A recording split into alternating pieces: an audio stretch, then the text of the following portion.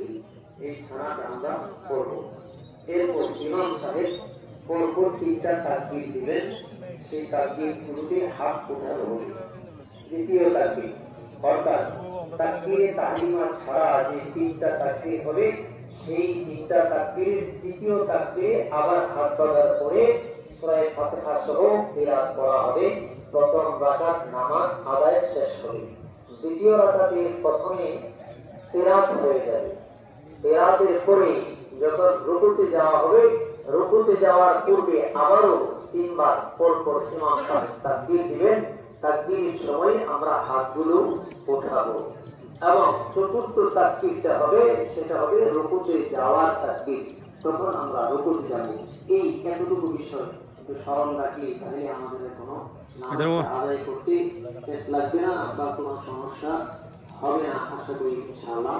এখন নামাজের সময় হয়ে গেছে। দাঁড়িয়ে কাতারগুলো সোজা করে যে সামনের ফাঁক জায়গাগুলি আমরা পুরা করি। সবাই কাতারগুলো সোজা করে সামনের ফাঁকা জায়গাগুলো পুরা করে নিই। আর আমি ক্যামেরাম্যান পিছনে।